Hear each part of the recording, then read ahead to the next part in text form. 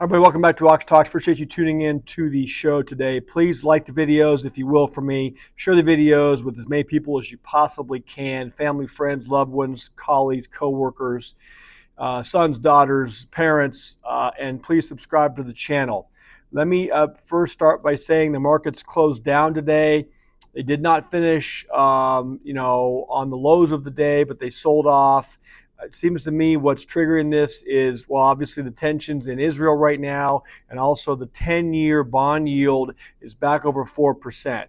So if that does not come back down, and again, I'm not an economist, I'm not an expert on this, but I'm telling you, if that 10 years stays over 4%, you're going to see continued increase in mortgage rates. Okay, there's already been a big uptick, I believe, today, the most substantial uptick in a while. So this is heading in the wrong direction. All right, that's going to further put pressure on the housing market in this country. And for anybody who went out and took, refinance or any kind of adjustable rate mortgages out, on the hopium in the last few months, be very, very careful. Watch what's going on. I saw the metals got under a little bit of pressure today as well because the 10-year was up.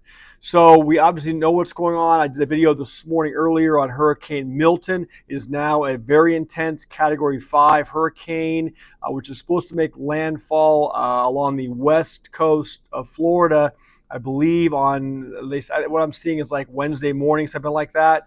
I just pulled up an update showing people just jam-packed trying to get out of Florida right now, evacuate those areas.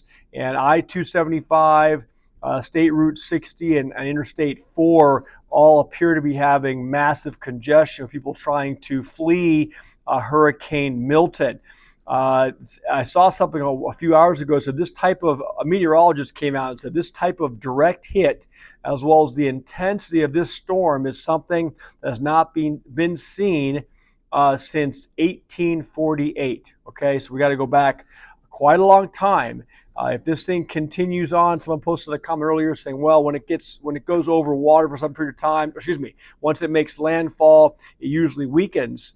But that could happen, and it does happen in many instances, but it's going to make landfall potentially as a massive hurricane, and it's going to continue across the state of Florida and potentially wreak havoc. So just pay attention. If you guys are in those areas, take this stuff very, very seriously because it's just one thing after another. Let me quickly address the topic for today's article or today's video, and what has to do with another cyber attack. We always learn after the fact. Now, if you guys were watching last week, Verizon cell phone users or customers across this country saw the little SOS on their phone, were unable to make calls out, receive calls, and the same with making or receiving text messages. I myself was a victim of that, as well as my entire family. All of our phones were down most of the day. I forget what day it was last week. And to my knowledge, as of right now, Verizon has never come out with any kind of a explanation as to what caused this outage. And it was intermittent, but it was across cities, large and small, from the West Coast to the East Coast. So it wasn't just centered in a particular state or particular city. It hit certain phones in certain regions for some reason. Maybe it was a 5G issue, but Verizon has been really, really close-lipped about what happened. So I just see an article today about 3 hours ago that talks about another cybersecurity, and Verizon did come out. There's some people saying that it appears to be that it was some kind of a cyber attack. It has not been confirmed yet, but here's one that has been confirmed. Cybersecurity incident hits America's largest regulated water and wastewater utility firm. It says the largest regulated water and wastewater company in the United States revealed in a filing published on the SEC's website that it has discovered a cybersecurity breach on its computer networks and systems. New Jersey-based American Water Works wrote in the filing that last Thursday it learned of unauthorized activity within its computer networks and systems, which the company determined to be the result of a cybersecurity incident. Upon learning of this activity, the company immediately activated its incident response protocols and third-party cybersecurity experts to assist with containment and mitigation activities and to investigate the nature and scope of the incident, according to American Water. It noted the company has taken and will continue to take steps to protect its systems and data, including disconnecting or deactivating certain of its systems. So far, the company currently believes that none of its water or wastewater facilities or operations have been negatively impacted by the incident. However, it pointed out the company is currently unable to predict the full impact of this incident, but does not expect the incident will have a material effect on the company or its financial condition or results of operations. Of course, that's the adage to, of course, prevent the company's shares from falling and having panic ensue.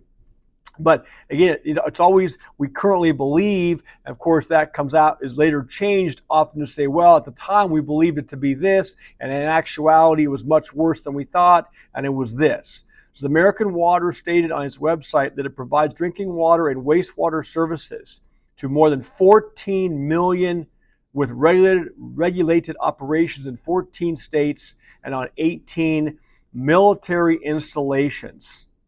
And then it goes on to say this year there's been an increase in foreign hackers targeting critical U.S. infrastructure, from transportation to food supply to health care to communications. On Sunday, NBC News quoted the director of the National Security Agency, who said an investigation had been underway following a recent cyber incident involving Chinese hackers who gained access to at least 3 telecommunications companies, AT&T, Verizon, and Lumen Technologies. So, according to this person from the NSA, maybe they have pinpointed the cellular phone incident from last week at Verizon to be the result of Chinese hackers. I didn't see that except what I'm reading here. America's critical infrastructure is owned by much of the private sector and remains ripe, it says, for ransomware attacks. The risks of cyber event bringing down part of the grid remain a very elevated concern. Again, we all know this happens, but it was a real wake-up call last week, at least for me. It's an inconvenience, but when a water treatment facility goes down, the drinking water is impacted, communications are impacted, phone lines. I mean, you just wonder, is this just a ticking time bomb that the powers that be could set in motion like that when they decide to, quote unquote, flip the switch? And if that does happen, I shouldn't even say if, but when this happens, what are you guys going to be prepared? Are you going to be able to have drinking water that you don't get from your tap? Do you have some source of communication among your family and friends where you can communicate with one another if your cell phones don't work? Do you have some cash set aside and other resources if you cannot go to your ATM machine and pull out cash, or access your trading accounts online if the internet goes down? I know it's repetitious on this channel discussing this stuff, but these incidents are getting more frequent. They're getting more severe. And look, at the ultimate crippling ability cannot be understated. We already know that our grid's very fragile in this country, the electric grid, and that's susceptible to be taken down. And we know that countries and forces outside the United States are preparing for this, actively preparing to take these kind of actions when they think the time is right. Maybe when they think the United States is at a most vulnerable point.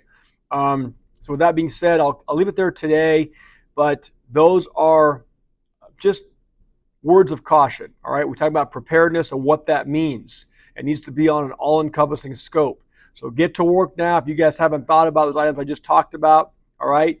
And with that being said, have a great rest of your day today. Let's watch this hurricane down in Florida. Florida and North Carolina and Tennessee are still reeling from the last hurricane. We have election here in just a few weeks. So be vigilant, and I'll talk to all of you soon. Bye.